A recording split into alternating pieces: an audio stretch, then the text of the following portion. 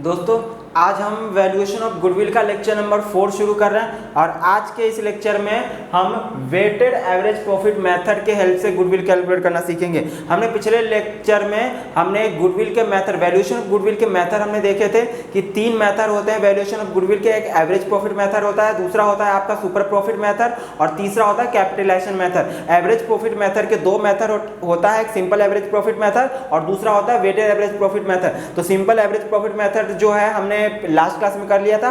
आज जो है एवरेज प्रॉफिट मेथड के वेटेड एवरेज प्रॉफिट मेथड की बात करेंगे, ठीक है। और अगले लेक्चर में जो होगा वो हमारा सुपर प्रॉफिट मेथड और उसके अगले लेक्चर यानी कि लास्ट लेक्चर जो होगा 6th लेक्चर वो हम वैल्यूएशन ऑफ गुडविल यानी कि कैपिटलाइजेशन मेथड से हम करेंगे, ठीक है। तो आज का लेक्चर जो है वेटेड एवरेज प्रॉफिट मेथड। तो ये sir weighted average profit method क्या होता है, हम पूरा एक एक करके मतलब समझेंगे कि एक्चुअल में एवरेज प्रॉफिट मेथड और वेटेड एवरेज प्रॉफिट दोनों में क्या डिफरेंसेज है। आपके एग्जाम में लिखने के लिए नहीं आएगा कि दोनों में क्या डिफरेंसेज है, बस आपको क्वेश्चन कैलकुलेट करने के लिए आएगा सीधा सा। तो मैं बस ओरली बता दूंगा कि दोनों में डिफरेंसेज क्या है और आपको समझ में भी आ जाएगा कि हाँ एवरेज प्रॉफिट मेथड और वेटेड एवरेज प्रॉफिट मेथड दोनों में अंतर क्या होता है। तो देखते हैं क्वेश्चन नंबर 5 मैं करा रहा हूं और क्वेश्चन नंबर 6। क्वेश्चन नंबर 5 और क्वेश्चन नंबर 6 हमारे असाइनमेंट का जो है ये आप अपने डिस्क्रिप्शन में जाइए, डिस्क्रिप्शन में वहां पे लिंक मिल जाएगा, वहां से डाउनलोड कर लीजिए। अगर वहां पे नहीं मिलता है, अगर वहां से डाउनलोड नहीं हो पाता है तो मेरा पार्थ शिक्षा टेलीग्राम चैनल है, आप वहां पे जाइए, वहां पे आपको आसानी से मिल जाएगा। वहां पे हर तरह के जितने भी नोट्स मैं यहाँ पे बताता हूँ सब कुछ वहां पे टेलीग्राम चैनल पे मिल जाएगा। तो क्वेश्चन नंबर 5 देखते हैं। Question number 5, profit of the firm for the year end 31 March for the last 5 years were, यानी कि पिछले 5 साल का जो है 31 मार्च के डेट में आपका प्रॉफिट दे रखा है। 31 मार्च 2016 है, 31 मार्च 2017 है, 31 मार्च 2018 है, 31 मार्च 2019 है, 31 मार्च 2020 है। Calculate value of goodwill on the basis of 3 years purchase of weighted average profit after assigning weight 1 2 3 4 5 respectively to the profit for the year ended 31 March 2016 17 18 19 20। यानी यहाँ पे 5 साल के प्रॉफिट की बात हो रही है। कौन कौन सा? 31 मार्च 2016 17 18 19 20। यहाँ पे प्रॉफिट आपका कितना कितना दे रखा है। 2016 का प्रॉफिट जो है वो 20,000 रुपये दे रहा है। उसके बाद 2017 का 24,000 रुपये का प्रॉफिट दे रखा है। 2018 का जो है आपका 30,000 रुपये का प्रॉफिट दे रखा है और 2019 का 25,000 रुपये दे रखा है और 2020 का 18,000 रुपये दे रखा है। तो करना क्या है आपको, वेट इस क्वेश्चन में दे रखा है। क्या दे रखा है वेट आपका? 2017 का 1 है, 2018 का 2 है, सॉरी वेट असाइनिंग वेट जो है 1 2 3 4 5 respectively to the profit for the year end 31 March 2016 17 18 19 20। यानी आपको मालूम है कि जब भी रिस्पेक्टिवली बोलता है तो जो पहले लिखा वो पहले वाले। तो सबसे पहले 2016 लिखा है ना, तो 2016 का कितना होगा 1 होगा, 2017 का कितना होगा 18 होगा। 2017 का 1 है, 16 का 1 है, 2017 का 2 है, 2018 का 3 है, 4 है, 5 है। ये हो गया आपका ये। अब ये सर ये वेट क्या होता है? वेटेज हमने एवरेज प्रॉफिट मेथड में हमने क्या सीखा है कि जो आपका प्रॉफिट गिवन होता था नॉर्मल प्रॉफिट यानी कि नेट प्रॉफिट अगर होता था तो आपको नॉर्मल प्रॉफिट कैलकुलेट करना होता था। नॉर्मल प्रॉफिट बोले तो ऑपरेटिंग प्रॉफिट, और नॉर्मल ऑपरेटिंग प्रॉफिट कैलकुलेट करने का ये फंडा था, नेट प्रॉफिट में प्लस करते थे नेट ऑपरेटिंग एक्सपेंस माइनस करते थे नॉन ऑपरेटिंग इनकम। इसका लॉजिक मैंने पिछले लेक्चर में बता दिया था, तो सेम यहाँ पे होगा। इस क्वेश्चन में इसका कोई लेना देना नहीं है, इस क्वेश्चन में सिंपल सा है। तो सर ये नॉर्मल जो हमने एवरेज प्रॉफिट मेथड सीखा उसमें और इस दोनों में क्या अंतर है? इन दोनों में अंतर समझने के लिए छोटा सा मैं एग्जांपल लेता हूं। यहाँ पे 5 साल का है, 5 साल में थोड़ा सा कॉम्प्लिकेटेड, मैं 2 साल का प्रॉफिट लेता हूं और दोनों में मैं अंतर बताता हूं कि एवरेज प्रॉफिट मेथड और वेटेड में दोनों में अंतर क्या है। तो जरा देखते हैं, यहाँ पे एक तरफ है आपका average profit method, average profit, और दूसरी तरफ है मैं बात करता हूं वेटेड। किसकी बात करता हूं? वेटेड एवरेज प्रॉफिट मेथड की, ठीक है। 2 साल का एग्जांपल लेता हूं। अभी सपोज दैट 2022 है और 2021 पिछला साल था, तो 2022 के एंड में सपोज जो है 30,000 रुपये प्रॉफिट हुआ है और 2021 में जो है वो 20,000 रुपये का प्रॉफिट हुआ है। तो अब अगर एवरेज प्रॉफिट की बात करूं तो एवरेज प्रॉफिट में इन दोनों का सम करूंगा, कितना आएगा 50,000 रुपये, और इसको डिवाइड कर दूंगा कितने से? 2 साल के प्रॉफिट को हम ऐड कर रहे हैं तो डिवाइड करेंगे, डिवाइडेड बाई 2। तो इसका मतलब आंसर कितना आएगा? 25,000 आ जाएगा सर। ओके 25,000 रुपये। सर वेटेड में फिर क्या अंतर है? वेटेड में आपका प्रॉफिट 30,000 रुपये 2022 का है और 2021 का है 20,000 रुपये। अब बताओ अगर मैं एवरेज लेता हूं तो सीधा सीधा यहाँ पे एक 30 है एक 20 है, दोनों में कोई डिफरेंस नहीं। डिफरेंस एक और मैं बताता हूं कि एक का मार्क्स आया 100 में से 100 और दूसरे का मार्क्स आया 100 में से 10 नंबर, और मैं दोनों का अगर सीधा सा एवरेज ले लूं तो एवरेज कितना आ जाएगा? दोनों का कंबाइन कर दूं और यानी कि 110 और डिवाइड कर दूं 2 तो 55 आ जाएगा। क्या ये सही होता है? नहीं। तो चलो ये एक सेकंड के लिए तो मार्क्स का इसको छोड़ देते हैं। अब एक बात बताइए, अगर आपसे कोई पूछता है कि आपने पिछले साल में कितना कमाए हो, मतलब अभी ऑन एन एवरेज कितना कमाते हो, तो ऑन एन एवरेज कमाने के लिए बोलोगे कि पिछले साल मैंने 20,000 कमाया था, इस साल 30,000 कमाया, तो एवरेज यानी कि 25,000 रुपये कमाया 2 साल में। इन दोनों में वैल्यू किसकी ज़्यादा है? अहमियत किसकी ज़्यादा है? अहमियत वो, अगर आपसे कोई पूछे कि अगले साल आप कितना कमाओगे, तो अगले साल कितना कमाओगे, आप कौन सा प्रॉफिट देखना चाहोगे, किसको ज़्यादा वेटेज दोगे? जो अभी लेटेस्ट वाला है या उससे पहले वाला? सर लेटेस्ट वाले को ज़्यादा अहमियत देंगे, क्योंकि जो लेटेस्ट है उसी के बिहाफ पे तो फ्यूचर आएगा। अब ऐसा तो नहीं है कि 2 साल 3 साल पहले हमने इतना कमाया था उसके बिहाफ पे फ्यूचर में, तो फ्यूचर जो होता है बिल्कुल लेटेस्ट को देख के फ्यूचर एस्टिमेट किया जाता है। तो बताइए इसमें दोनों में किसकी वैल्यू ज्यादा है होनी चाहिए? 30,000 वाले की, 2022 वाले की, 2021 वाले की? सर 2022 वाले की वैल्यू ज्यादा होनी चाहिए। तो अब दोनों में वैल्यू ज्यादा हो तो कैसे पता करेंगे कि दोनों की वैल्यू कैसे? अगर मैंने दोनों का सम करके डिवाइड कर दिया 2 से तो दोनों को मैंने एक बराबर वैल्यू दिया है, किसी को कम ज्यादा नहीं दिया। तो मैंने कहा ठीक है सर, दोनों में वैल्यू, दोनों में डिफरेंशिएट करने के लिए चलो भाई मैं नंबर देता हूं। मैं पिछले साल जो सबसे पीछे साल था उसको 1 दूंगा, उसके बाद वाला 2, और जो सबसे लेटेस्ट वाला साल होगा, ईयर होगा, उसको मैं सबसे ज्यादा नंबर दूंगा। ठीक है, तो जरा नंबर देते हैं। 2 साल की बात हो रही है तो सबसे पिछले साल को 1 और सबसे करंट ईयर वाले को 2 दे दिया। तो अब बताइए इसका मतलब मैंने प्रॉफिट कन्वर्ट कर दिया, तो प्रॉफिट देखिए मेरा करंट ईयर वाला जो है उसकी प्रॉफिट की वैल्यू कितनी हो गई? 60,000, और पिछले साल की 20,000। इसका मतलब अब जब मैं इन दोनों का ऐड करूंगा तो और डिवाइड करूंगा 2 साल का अब यहाँ पे वेट कितना है? 3 है ना, तो यानी कि मैंने वेट से मल्टीप्लाई किया तो डिवाइड भी मैं वेट से करूंगा।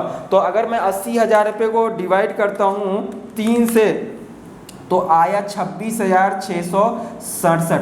कमाल है ना। इसका मतलब देखिए सेम, यानी कि 30,000 रुपये जो आपका नॉर्मल प्रॉफिट था उसको मैंने 2 से मल्टीप्लाई करके आज के डेट में इसकी वैल्यू मैंने 60,000 के बराबर कर दिया, और पिछले साल का 20,000, तो इसका मतलब 80। और क्योंकि हमने यहाँ 3 यहाँ पे नंबर ले लिए तो 3 से डिवाइड करना पड़ेगा। यहाँ पे 2 साल इसमें कोई नंबर मल्टीप्लाई नहीं किया तो सीधा सीधा 2 से। तो अब देखिए अपने आप जो एवरेज प्रॉफिट है दोनों में अंतर आ गया ना, तो बस यही है आपका एवरेज प्रॉफिट मेथड और ये वेटेड एवरेज प्रॉफिट मेथड में अंतर। तो मुझे लगता है कि आपको ये समझ में आ गया। जब भी वेटेड एवरेज प्रॉफिट की बात करेंगे तो जो लेटेस्ट होगा उसको ज्यादा नंबर देके हम उसको ज्यादा प्रॉफिट कन्वर्ट कर देंगे, क्योंकि आप देखो ना 60 के बराबर वैल्यू, इसकी अहमियत ज्यादा है। तो इसीलिए यहाँ पे देखिए 2016 2020, तो इसमें सबसे ज्यादा अहमियत वैल्यू किसकी है? सर 2020 वाले की, क्योंकि 2016 5 साल पहले, 2016 के बाद तो पेंडेमिक आ गया, 2020 में पेंडेमिक कोविड आ गया, तो कोविड के बाद तो अच्छे जो है सारे बिजनेस बहुत सारे अच्छे जो है कमजोर हो गया, बंद हो गया, पता नहीं क्या क्या हो गया। तो इसीलिए जो सबसे लेटेस्ट है उसको बिहाफ पे लेके ही फ्यूचर फोरकास्टिंग कर सकते हैं। तो इसका मतलब यहाँ पे मैं सीधा सीधा 20,000 रुपये ले लूँगा, यहाँ पे आपका कितना आ जाएगा? 48,000 आ जाएगा, आपका कितना आ जाएगा? 90,000 रुपये आ जाएगा, और यहाँ पे 1,00,000 रुपये आ जाएगा मल्टीप्लाई करने पर, और ये 90,000 रुपये। तो इन सब का सम कर देंगे तो क्या आ जाएगा आपका? यहाँ पे अगर मैं कहूँ सिग्मा डब्ल्यू कह लीजिए या वेट, तो ये कितना आ जाएगा? 5 और 9 12 15, इसका भी टोटल कर लीजिए आप, 3,48,000 रुपये आ गया। क्या आ गया? ये सिग्मा पी डब्ल्यू, या तो सिग्मा पी डब्ल्यू बोलिए या फिर वेटेड एवरेज प्रॉफिट बोलिए टोटल। तो इसका फॉर्मूला यानी कि वेटेड एवरेज प्रॉफिट कैसे आएगा? तो आप फॉर्मूला लिख लीजिए यहाँ पे वेटेड एवरेज प्रॉफिट का, ये आपका फॉर्मूला आ गया। ठीक है, तो क्या लूंगा? यानी वेटेड एवरेज प्रॉफिट, यहाँ पे मैंने वेटेड प्रॉफिट लेना, एवरेज वॉट तो बाद में आएगा जब हम इसको कैलकुलेट कर लेंगे। तो टोटल वेटेड प्रॉफिट आ गया आपका, कितना आ गया? 3,48,000, और टोटल वेट ये रहा, तो वेट का टोटल सम जो है 15 है, तो मैं इसको 15 से डिवाइड कर देता हूँ, तो आपका आ जाएगा 23,200 रुपये। ये 23,200 रुपये क्या आ गया दोस्तों, आपका वेटेड एवरेज प्रॉफिट आ गया। मैं यहाँ पे 23,200 रख देता हूँ। और नंबर ऑफ ईयर परचेज इस क्वेश्चन में दे रखा था, क्या बोला था, calculate the value of goodwill on the basis of 3 years purchase of weighted average profit. 3 year purchase दे रखा है, यानी 3 से मल्टीप्लाई कर देना है और आपका क्वेश्चन कंप्लीट हो गया। कितना आ गया गुडविल, 69,600। कमाल है। तो ये क्वेश्चन नंबर 5 कंप्लीट हो गया है, आप इसको नोट कर लीजिए। क्वेश्चन नंबर 6 हम करते हैं। क्वेश्चन नंबर 6 कर लेते हैं जल्दी से। तो क्वेश्चन नंबर 6 आप देखिए, calculate goodwill of a firm on the basis of 3 years purchase of weighted average profit. यानी यहाँ पे भी क्वेश्चन नंबर 6 में नंबर ऑफ ईयर परचेज दे रखा है 3, तो नंबर ऑफ ईयर परचेज 3 दे रखा है। और आगे क्या बोला है, weighted average profit of last 4 years, 4 साल के वेटेड एवरेज प्रॉफिट के बेसिस पे आपको कैलकुलेट करना है। The profit of the last 4 financial year 31 मार्च 2017 25,000 रुपये दे रखा है। आपका प्रॉफिट दे रखा है पिछले 4 साल का, 2017 का एंड में दे रखा है 25,000 रुपये का प्रॉफिट है, 2018 का 27,000 रुपये का प्रॉफिट है, 2019 का 46,900 है एंड 2020 का है 53,810। हाँ सर, ये आपका प्रॉफिट दे रखा है। The weight assign to each year 2017 का 1 है। अब हर साल का वेट दे रखा है, 2017 का 1 है, 2018 का 2 है, 2019 का 3 है और 2020 का 4 है। सर ये प्रॉफिट आपने वहाँ क्यों लिखे, यहाँ क्यों नहीं लिखे? क्योंकि इस क्वेश्चन में सस्पेंस है, क्योंकि यहाँ पे नेट प्रॉफिट दे रखा है। आपको क्वेश्चन में नॉर्मल प्रॉफिट यानी कि ऑपरेटिंग प्रॉफिट कैलकुलेट करना पड़ेगा। तो जरा देखते हैं क्या लिखा हुआ है। You are required to following information on 1 April 2017 a major plant repair was undertaken for ₹10,000 which was charged to revenue. The said sum is to be capitalized for goodwill calculation subject to adjustment of depreciation of 10% per annum on written down value method. O my God, यानी 1 April 2017 की बात है कि आपने एक plant का repair कराया। देखिए, अगर हम प्लांट का रिपेयर कराते हैं तो रिपेयर का खर्चा तो आपका नॉर्मल एक्सपेंस है, नॉर्मल बिजनेस का एक्सपेंस है, उसको पीएनएल में ही चार्ज करते हैं। बट इस क्वेश्चन में बोला है कि for the purpose of calculating goodwill आपको रिपेयर ऑन प्लांट जो है वो कैपिटलाइज एक्सपेंस मानना है, यानी कैपिटल नेचर का एक्सपेंस मानना है। और अगर आपको कैपिटल नेचर का एक्सपेंस बोल दिया है तो वो प्लांट के कॉस्ट में इंक्लूड होना चाहिए था, ना कि प्रॉफिट एंड लॉस अकाउंट में। इसका मतलब जो है ये प्लांट के कॉस्ट में ऐड होना चाहिए था। जो भी प्लांट की वैल्यू रही होगी उसमें 10,000 रुपये जो है वो रिपेयर का ऐड होना चाहिए था। बट गलती से इसको रेवेन्यू नेचर मान के पीएनएल में लिख दिया गया डेबिट साइड। तो अब बताइए, डेबिट साइड लिखने से प्रॉफिट कम हो गया था ना? हाँ सर, कम हो गया था। तो अब क्या करना पड़ेगा सही करने के लिए? सर यहाँ लिखने से मेरा प्रॉफिट कम हो चुका है तो आप प्लस कर देंगे। मतलब क्या है, ये हमारे लिए नॉन ऑपरेटिंग एक्सपेंस है। तो प्रॉफिट कम हो गया था, प्लस कर देंगे, तो प्लस कर देंगे नॉन ऑपरेटिंग एक्सपेंस। और यहाँ पे नॉन ऑपरेटिंग एक्सपेंस का मतलब क्या है? Repair of plant. Capitalise nature बोला मानने के लिए, क्योंकि अगर कैपिटलाइज नहीं बोला होता तो हम इसको रेवेन्यू ही मानते, सही था। बट बोल दिया कितने रुपए का है? 10,000 रुपये का। कब गलती हुआ है? 2017 में। तो बताइए 1 अप्रैल को अगर हुआ है तो बताइए कौन से साल में आएगा इफेक्ट? 2018 में आएगा। 2017 से इसका कोई लेना देना नहीं है, क्योंकि ये जो प्रॉफिट है 31 मार्च 2017 का है और ये घटना कब घटी है? 1 अप्रैल 2017। तो इसका मतलब अगला फाइनेंशियल ईयर जिसका एंडिंग है 31 मार्च 2018। तो 2018 के प्रॉफिट में से हम 10,000 रुपये जो है प्लस कर देंगे, क्योंकि कम हो गया था। हाँ सर, नॉन ऑपरेटिंग एक्सपेंस को तो प्लस करते हैं। ओके, प्लस कर दिए। बट इस क्वेश्चन में कहानी है कि अगर आपने ये इसको कैपिटल नेचर का माने हो तो प्लांट के कॉस्ट में ऐड हो जाएगा। तो प्लांट के कॉस्ट में पहले तो ऐड नहीं हुआ था, आप 10,000 पे ऐड करोगे तो प्लांट पे क्या लगता है? डेप्रिसिएशन लगता है, जो कि इस क्वेश्चन में बोला 10% डेप्रिसिएशन लगाना है रिटर्न डाउन वैल्यू। तो बताइए अगर ये 10,000 रुपये नॉर्मल एक्सपेंस रेवेन्यू एक्सपेंस नहीं है, अगर कैपिटल नेचर का फिक्स्ड एसेट्स है तो फिर डेप्रिसिएशन तो लगना चाहिए था ना? हाँ सर, डेप्रिसिएशन इस पे लगना चाहिए था। तो डेप्रिसिएशन पहले साल का at the rate of 10%, 1 April 2017 से 31 मार्च 2018 पूरे एक साल का 10%, यानी कि 1,000 रुपये घटा देंगे तो कितना बचेगा? 9,000 रुपये। तो यानी कि लेस कर देंगे depreciation at the rate of 10% per annum. कितना रुपए आ जाएगा, 1000 रुपये इसी वाले पे, क्योंकि बाकी जो प्लांट का कॉस्ट रहा होगा उस पे तो लग चुका होगा डेप्रिसिएशन, वो अपनी जगह सही है, गलती सिर्फ इतने से है। अच्छा सर ये तो 2018 में आ गया, 2019 और 20 में भी तो डेप्रिसिएशन लगेगा। हाँ सर, तो 2019 में बताइए कितने पे डेप्रिसिएशन लगेगा, डेप्रिसिएशन लगेगा आपका 9000 रुपये। तो 9000 रुपये का 9% अगर घटा दोगे 10% 9000 का, तो अगले साल का डेप्रिसिएशन 900 आएगा, और उसके अगले साल यहाँ पे घटा दोगे तो ये 8100। अब इस पे डेप्रिसिएशन कितना आएगा, इस 8100 का 10% कितना हो जाएगा आपका 810 रुपये। कमाल है सर। तो ये डेप्रिसिएशन तो हर साल लगता है, कैपिटल नेचर का है, तो डेप्रिसिएशन हमने माइनस कर दिया है। तो आप देखते हैं adjustment number second, the closing stock for the year ended 31 March 2018 and 19 were over valued bye 1000 and 2000 respectively. 2018 में क्लोजिंग स्टॉक, आपको मालूम है ना कि क्लोजिंग स्टॉक कहाँ पे आता है, ट्रेडिंग अकाउंट में आता है। तो ट्रेडिंग अकाउंट में आता है closing stock by closing stock. अब एक बात बताइए, क्लोजिंग स्टॉक क्रेडिट साइड लिखने का मतलब होता है इनकम। क्या होता है दोस्तों, इनकम होता है। तो आपने 1000 रुपये ज्यादा लिख दिया, जो कुछ भी लिखना था आपने उससे ज्यादा लिख दिया 1000 रुपये, तो क्रेडिट साइड 1000 रुपये अगर ज्यादा लिखोगे तो प्रॉफिट भी आपका क्या होगा सर, बढ़ जाएगा। तो जितना ज्यादा लिख दोगे क्रेडिट साइड उतना ही प्रॉफिट उतने से ज्यादा हो जाएगा। अगर सपोज यहाँ पे 1000 रुपये मैं एक्स्ट्रा लिख देता हूँ तो मेरा जीपी 1000 रुपये ज्यादा होगा, 1000 रुपये फिर यहाँ जीपी ज्यादा, तो मेरा नेट प्रॉफिट भी कितना 1000 रुपये से ज्यादा हो चुका है। तो सही कर देंगे, क्या करना पड़ेगा, माइनस करना पड़ेगा। तो माइनस कर दो जी over valuation of closing stock. कितना over valuation of closing stock 2018 और 19 में है। 2018 में 1000 है, 2019 में 2000 रुपये है। तो 2018 में 18 और 19 ही है ना, 2018 19, तो 2018 31 मार्च को आपका 1000 रुपये है और यहाँ 2000 रुपये है। हाँ सर, तो ये तो समझ में आ गया कि यहाँ पे हमने ज़्यादा लिख दिया है तो प्रॉफिट ज़्यादा हो गया, तो अब कम कर देंगे, माइनस कर दिए।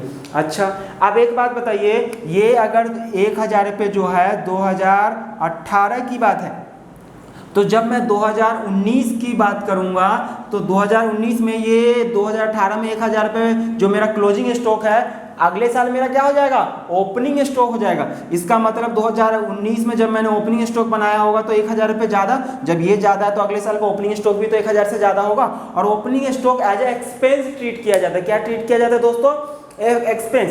तो बताओ अभी 1000 रुपये 2019 में ज़्यादा लिखने की वजह से ओपनिंग स्टॉक मेरा प्रॉफिट कम हो गया होगा, क्योंकि डेबिट साइड कुछ भी अगर मैंने ज़्यादा लिख दिया, एक्स्ट्रा लिख दिया है, तो उससे मेरा प्रॉफिट कम हो जाता है। हाँ सर प्रॉफिट तो कम हो गया, अब क्या करना पड़ेगा सही करने के लिए, प्लस करना पड़ेगा। और वैसे ही 2019 का जो 2000 रुपये ये वाला है वो 2020 का ओपनिंग स्टॉक बन गया होगा, तो 2020 में ये 2000 रुपये से मेरा प्रॉफिट कम हो गया होगा, तो दोबारा प्लस करना पड़ेगा। तो प्लस कर देंगे over valuation of closing stock, और sorry over valuation of opening stock कितना है, तो ये जो 1000 है वो अगले साल का ओपनिंग बन जाएगा यहाँ पे, और ये जो 2000 है उसके अगले साल का आपका ओपनिंग बन जाएगा। तो ये आपका कंप्लीट हो गया। आप इसका टोटल कर लीजिए, ये 55,000 रुपये आएगा। 55,000 रुपये आ गया। इसमें कुछ मिसिंग लग रहा है दोस्तों, इसमें हमारा लगता है एक एडजस्टमेंट रह गया है। हाँ एक लास्ट एडजस्टमेंट, इसका क्वेश्चन नंबर 6 का लास्ट एडजस्टमेंट देखिए क्या है, to cover management cost and annual charge of ₹5,000 should be made for the purpose of goodwill valuation. यानी कि गुडविल वैल्यूएशन के लिए मैनेजमेंट का कॉस्ट जो है एनुअल चार्ज, यानी 1 साल का 5,000 रुपये पर एनम है, एनुअल मतलब 1 साल का होता है, ये भी आपको लिखना है। तो आपको 5,000 रुपये हर महीने घटाना पड़ेगा मैनेजमेंट का कॉस्ट के नाम से। तो मैनेजमेंट के कॉस्ट के नाम से आप 5,000 रुपये माइनस कर देंगे इन सभी में से, तो कितना आ जाएगा आपका, यानी कि यहाँ तक के तो सब कुछ सही था। आपको करना क्या है, लेस कर देना है मैनेजमेंट कॉस्ट है 5,000 रुपये हर साल का है, तो 5,000 5,000 5,000 और ये 5,000। आप इसका कैलकुलेट कर लीजिए तो आपका आ जाएगा 25 में से 5 घटा देंगे तो बच जाएगा 20,000 रुपये। आप कैलकुलेट कर लीजिए, ये आपका आ गया 50,000। तो ये क्या आ गया आपका, ये आपका आ गया नॉर्मल प्रॉफिट या फिर ऑपरेटिंग प्रॉफिट। ठीक है सर, अब ये नॉर्मल प्रॉफिट यहाँ से लिख लेंगे देख के, 20,000 रुपये आ गया है, 30,000 रुपये है, 40,000 रुपये है और 50,000 रुपये है। हाँ, वेट इस क्वेश्चन में हमने पहले देख लिया, वेट का मतलब क्या है, यहाँ पे 20,000 आ जाएगा, ये आपका 60,000 रुपये आ जाएगा, और ये आपका 1,20,000 रुपये आ जाएगा, और ये यहाँ पे आ जाएगा 2 लाख रुपये। टोटल कर लीजिए, इसका 4 लाख रुपये टोटल आ गया। इसका टोटल करेंगे सिग्मा डब्ल्यू का तो आएगा 10, ये सिग्मा पी डब्ल्यू आ गया आपका 4 लाख। तो यहाँ रख दीजिए, टोटल वेटेड प्रॉफिट कितना आ गया 4 लाख। 4 लाख को कितने से डिवाइड करना है, 10 से करना है, तो 40,000 आपका आ गया वेटेड एवरेज प्रॉफिट। मैं यहाँ पे 40,000 रख देता हूँ, तो क्या आ जाएगा, गुडविल आपका आ जाएगा 1,20,000 रुपये। कमाल है। तो ये आपका क्वेश्चन नंबर 6 भी कंप्लीट हो गया है। क्वेश्चन नंबर 7 जो है, इसमें कैपिटल एम्प्लॉयड कैलकुलेट करना हम सीखेंगे, क्योंकि अब जो अगला लेक्चर आएगा 7th और 8th, जो सुपर प्रॉफिट मेथड से हमें गुडविल कैलकुलेट करना सीखना है और कैपिटलाइजेशन मेथड, दोनों में कैपिटल एम्प्लॉयड की जरूरत पड़ेगा। तो कैपिटल एम्प्लॉयड क्या होता है, उसके लिए हम क्वेश्चन नंबर 7 के हेल्प से कैपिटल एम्प्लॉयड का मतलब समझते हैं। आप इसको पहले नोट कर लीजिए। क्वेश्चन नंबर 7 हम देख लेते हैं, जिसमें हमें कैपिटल एम्प्लॉयड कैलकुलेट करना है। तो कैपिटल एम्प्लॉयड कैलकुलेट करने से पहले हम कैपिटल एम्प्लॉयड का मतलब समझ लेते हैं। देखिए, कैपिटल एम्प्लॉयड जो है वो 2 तरह से कैलकुलेट किया जाता है। एक लायबिलिटी साइड अप्रोच होता है, दूसरा एसेट्स, यानी एक लायबिलिटी को बेस लेके और दूसरा एसेट्स को बेस लेके। ये तो 2 मेथड हो गए कैपिटल एम्प्लॉयड कैलकुलेट करने के। बट कैपिटल एम्प्लॉयड भी 2 तरह से होते हैं। एक होता है पार्टनरशिप के पॉइंट ऑफ व्यू से और एक होता है कंपनी के पॉइंट ऑफ व्यू से। तो जब पार्टनरशिप के पॉइंट ऑफ व्यू से हम बात करेंगे कैपिटल एम्प्लॉयड का, तो पार्टनरशिप में सिर्फ कैपिटल एम्प्लॉयड का मतलब होता है ओनर का बिजनेस में कितना पैसा लगा हुआ है खुद का, उसको कहते हैं कैपिटल एम्प्लॉयड। और कैपिटल एम्प्लॉयड को ही कई नाम से जान सकते हैं। ये है आपका ओनर्स कैपिटल कह लीजिए, इसको नेट वर्थ भी कहते हैं। क्या कहते हैं दोस्तों, नेट वर्थ भी कहते हैं। इसी को हम नेट एसेट्स भी कहते हैं। हम इसी को मनी इन्वेस्टेड भी कहते हैं। तो इतने सारे नाम हैं इसके, ये 4 नाम है, याद कर लीजिएगा, कुछ भी आ सकता है। पर याद रखिएगा, capital employed, net worth, net assets, money invested, सबका मतलब एक ही होता है, ओनर्स फंड। इसको एक और नाम से जान सकते हैं, इंटरनल लायबिलिटी। क्या कह सकते हैं, इंटरनल लायबिलिटी। हाँ, बस थोड़ा सा कुछ अंतर आ जाता है, अगर कुछ एसेट्स में कुछ आपका फिक्टिशियस एसेट्स हो, गुडविल है तो, नहीं तो इन सबका मतलब लगभग एक ही है।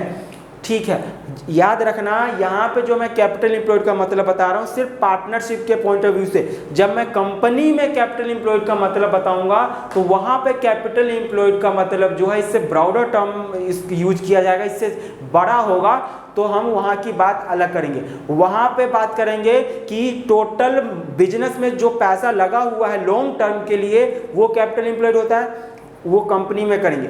यहाँ पे सर क्या है, यहाँ पे कैपिटल एम्प्लॉयड का मतलब है ओनर का बिजनेस में कितना पैसा लगा हुआ, उसको कहते हैं कैपिटल एम्प्लॉयड। क्या बोलेंगे, ओनर का खुद का बिजनेस में कितना पैसा लगा हुआ है, वो क्या है, बिजनेस में बिजनेस को ऑपरेट करने में जो पैसा लगा हुआ वो है कैपिटल एम्प्लॉयड। ठीक है सर, तो हम समझते हैं कि क्वेश्चन नंबर जो है 7, उसकी हेल्प से एक लायबिलिटी अप्रोच है। तो जरा देखते हैं लायबिलिटी में। यहाँ पे जब मैं क्वेश्चन नंबर 7 की बात कर रहा हूँ, तो सबसे पहले देखिए क्या है, आपका कैपिटल है। तो कैपिटल 2 पार्टनर का है ना, हाँ सर 2 पार्टनर है, तो जितने भी पार्टनर का कैपिटल है वो सम कर देंगे। तो कैपिटल से बताइए 2 पार्टनर का कितना है, 4 लाख है और 4 लाख है, तो 4 लाख प्लस 4 लाख रुपए, कितना रुपए आ जाएगा दोनों का मिला के, सर 8 लाख रुपए। तो कैपिटल आ गया, हाँ सर कैपिटल आ गया। रिजर्व, यानी कि रिजर्व में क्या दे रखा है आपको क्वेश्चन में, जनरल रिजर्व दे रखा है, कितना रुपए सर, जनरल रिजर्व है 3,60,000 रुपए। ये भी प्लस कर दो, क्योंकि जनरल रिजर्व, कोई भी रिजर्व क्या होता है, पार्टनर का ही तो पैसा होता है। हाँ सर, उसमें से गुडविल और ये फिक्टिशियस एसेट्स और नॉन ट्रेड इन्वेस्टमेंट माइनस करते हैं। यानी कि देखिए सर, ये 8 लाख और 3,60,000 जोड़ देंगे तो आपका 11,60,000, यही तो सर कैपिटल एम्प्लॉयड बन जाना चाहिए। फिर ये 3 कहानी क्यों आ गया, हाँ ये 8 लाख और 3,60,000 रुपये, आपने 11,60,000 रुपये का आपका कैपिटल एम्प्लॉयड हो गया। मैंने बताया कैपिटल एम्प्लॉयड का मतलब क्या बताया कि जो बिजनेस में ओनर का पैसा लगा हुआ है वो कैपिटल एम्प्लॉयड है। तो 8 lakh capital plus free reserve, सीधी सी बात है। ये 3 माइनस क्यों करते हैं? फिक्टिशियस एसेट से लॉस होता है। क्या होता है? फिक्टिशियस एसेट से लॉस होता है, और वो लॉस भी एक प्रकार से, लॉस से आपका कैपिटल हमेशा क्या हो जाता है? कम हो जाता है, तो माइनस कर दो। और कुछ पैसा मान के चलो आपने बिजनेस में लगाया था, ये इतना पैसा था, उसमें से आपने इन्वेस्टमेंट कर दिए हो। सर इन्वेस्टमेंट क्या होता है? इन्वेस्टमेंट 2 तरह का होता है, एक ट्रेड इन्वेस्टमेंट होता है, दूसरा नॉन ट्रेड इन्वेस्टमेंट होता है। सर ट्रेड इन्वेस्टमेंट क्या होता है? ट्रेड इन्वेस्टमेंट वो इन्वेस्टमेंट होता है जो आप अपने बिजनेस को एक्सपेंड करने में बढ़ा लगाते हो। जैसे कि आप अगर किसी दूसरे कंपनी का शेयर खरीद लेते हो तो वो आपका ट्रेड इन्वेस्टमेंट है। तो trade investment are those investment that are made in another enterprises for furtherance. ये फर्दरेंस का मतलब होता है ग्रोथ। क्या होता है? ग्रोथ ऑफ ओन बिजनेस, यानी अपने बिजनेस को बढ़ाने के लिए आप किसी दूसरे कंपनी में पैसा इन्वेस्ट कर देते हैं, दूसरे फर्म में पैसा इन्वेस्ट करते हैं, तो वो कहलाता है ट्रेड इन्वेस्टमेंट, यानी अपने बिजनेस को एक्सपेंड करने के लिए। और दूसरा होता है non trade investment. Non trade investment जो होता है, जैसे कि आपने अपने ही बिजनेस में आपने मशीनरी खरीदे, तो मशीनरी में इन्वेस्ट करना आपका नॉन ट्रेड इन्वेस्टमेंट कहलाता है। क्या कहलाता है? नॉन, यानी नॉन ट्रेड का मतलब ट्रेडिंग नहीं है, यहाँ पे आपका बिजनेस नहीं है, यानी कि आप बिजनेस का ग्रोथ नहीं कर रहे हैं, आपका बिजनेस चलाने, नॉर्मल बिजनेस को ऑपरेट करने के लिए, रेवेन्यू अर्न करने के लिए जो बिजनेस में पैसा लगाते हो वो आपका नॉन करेंट इन्वेस्टमेंट कहलाता है, नॉन ट्रेड इन्वेस्टमेंट कहलाता है। और ट्रेड इन्वेस्टमेंट जो आप दूसरे फर्म में आप इन्वेस्टमेंट करते हैं पैसा, जैसे आपने अभी कुछ समय पहले सुने होंगे कि रिलायंस जियो में गूगल ने 33,000 करोड़ रुपए के आसपास जो है वो इन्वेस्ट किया था, तो वो क्या है? ट्रेड इन्वेस्टमेंट है। और अगर अपने ही कंपनी में कोई अपना प्लांट इक्विपमेंट नया खरीदता, प्लांट लगाता है, तो वो नॉन ट्रेड इन्वेस्टमेंट कहलाता है। तो non trade investment are those investment that are made to earn revenue earn करने के लिए हम जो बिजनेस में पैसा लगाते हैं वो नॉन ट्रेड इन्वेस्टमेंट कहलाता है। By investing surplus funds and not for the purpose of furtherance of own business, यानी फर्दरेंस का मतलब ग्रोथ, यानी अपने बिजनेस को ग्रोथ करने के लिए नहीं, जबकि जो आपके पास प्रॉफिट होता है उस प्रॉफिट से ही आपने मशीन खरीद ली है, उसी से आपने कोई प्रॉपर्टी खरीद ली है, बिल्डिंग खरीद ली है अपने बिजनेस को ऑपरेट करने के लिए, तो बताओ क्या वो आपका बिजनेस है? नहीं ना। बिजनेस में बिजनेस का ग्रोथ हुआ ना जी ना। तो इसीलिए नॉन ट्रेड इन्वेस्टमेंट को हम माइनस कर देते हैं आपके कैपिटल से, क्योंकि उतना पैसा आपका कैपिटल कम हो गया है। तो आप देख लीजिए इस क्वेश्चन नंबर 7 में, calculate capital employed by liability side approach and asset side approach from the following balance sheet. तो कैपिटल हमने लिख लिया है, रिजर्व लिख लिया है, अब इसमें से 3 चीज माइनस करना है। गुडविल, देखिए अपोजिट साइड में, एसेट साइड में गुडविल की वैल्यू है 1,20,000 रुपए, तो ये 1,20,000 रुपए गुडविल यहाँ पे माइनस हो जाएगा। फिक्टिशियस एसेट्स में क्या आता है? एडवर्टीजमेंट सस्पेंस है जो कि 40,000 रुपए है, ये भी माइनस हो जाएगा। और नॉन ट्रेड इन्वेस्टमेंट जो है वो आपका दे रखा है 2 लाख रुपए। सर ये सिर्फ इन्वेस्टमेंट लिखा हुआ है, तो इसको ट्रेड इन्वेस्टमेंट माने या नॉन ट्रेड इन्वेस्टमेंट? याद रखना दोस्तों, ये ट्रेड इन्वेस्टमेंट के बारे में क्वेश्चन में हमेशा बोलेगा कि ये ट्रेड इन्वेस्टमेंट है। अगर क्वेश्चन साइलेंट है तो आपको हमेशा नॉन ट्रेड इन्वेस्टमेंट ही मानना होगा। ठीक है सर, तो आप इसका प्लस माइनस आप कर लीजिए, कितना आ रहा है करने पर? प्लस माइनस 4 लाख रुपीज आ गए। कमाल है सर, कमाल है। आपका कैपिटल एम्प्लॉयड कितना आ गया? 4 लाख रुपए। अब एसेट्स अप्रोच से भी अगर सोल्व करेंगे तब भी इतना ही आएगा। तो देखिए ऑल एसेट्स, क्या लिखा हुआ क्वेश्चन में? ऑल एसेट्स, और ऑल एसेट्स टोटल एसेट्स कितने की है? ऑल एसेट्स का मतलब है आपका 15,60,000 रुपए का टोटल एसेट्स। उस टोटल एसेट्स में से हमको क्या माइनस कर देना? All asset except goodwill, fictitious assets and non trade investment, यानी सारे के सारे एसेट्स तो लेंगे और उन सारे एसेट्स में से हमें क्या नहीं लेना है? गुडविल नहीं लेना, यानी जो हमने यहाँ पे goodwill, fictitious assets and non trade investment जो हमने यहाँ पे माइनस किया है वो भी हमें यहाँ पे एसेट्स में से माइनस करना होगा। तो ये कितना कितना माइनस करना है आपका? गुडविल है 1,20,000 रुपए, और आपका क्या है फिक्टिशियस एसेट्स है 40,000 रुपये और आपका है नॉन ट्रेड इन्वेस्टमेंट है 2 लाख रुपए। तो ये 15,60,000 में से माइनस कर देंगे तो आपका आ जाएगा ऑल एसेट्स और फिर माइनस करना है एक्सटर्नल लायबिलिटी। और एक्सटर्नल लायबिलिटी में क्वेश्चन में दे रखा है sundry creditor and outstanding expense. Sundry creditor यानी कि एक्सटर्नल लायबिलिटी मालूम है ना कि जो बाहर वाले को पेमेंट करना होता है। सन्ड्री क्रेडिटर है 3,60,000 रुपये और आउटस्टैंडिंग एक्सपेंस जो है वो 40,000 रुपये है। तो अब आप इसका टोटल कर लीजिए कितना आ रहा है। ये आपका टोटल एसेट्स आ गया इन तीनों को छोड़ के 12 लाख रुपए और माइनस कर देंगे ये 4 लाख, तो आपका आ गया 8 लाख रुपए। सर 8 लाख रुपए, इधर तो 4 लाख रुपए आया, दोनों मैंने अभी बताया कि दोनों बराबर आना चाहिए। ये 8 लाख है, इधर कुछ गलती हुआ है कैलकुलेशन में, एक बार कैलकुलेशन सही कर लीजिए। आप एक बार जोड़ लीजिए सही से। 360 माइनस करेंगे 120 माइनस करेंगे 40 माइनस करेंगे 2 लाख। हाँ जी, इधर भी 8 लाख आएगा, ये गलती हो गया था।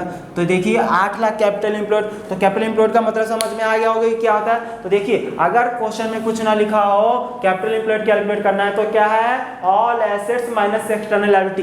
क्यों? क्योंकि मैंने बताया था ना, आपने बचपन में सुने होंगे कि टोटल एसेट्स इक्वल टू होता है टोटल लायबिलिटी और टोटल लायबिलिटी में 2 होता है। क्या होता है आपका एक्सटर्नल लायबिलिटी और प्लस होता है इंटरनल लायबिलिटी इक्वल टू।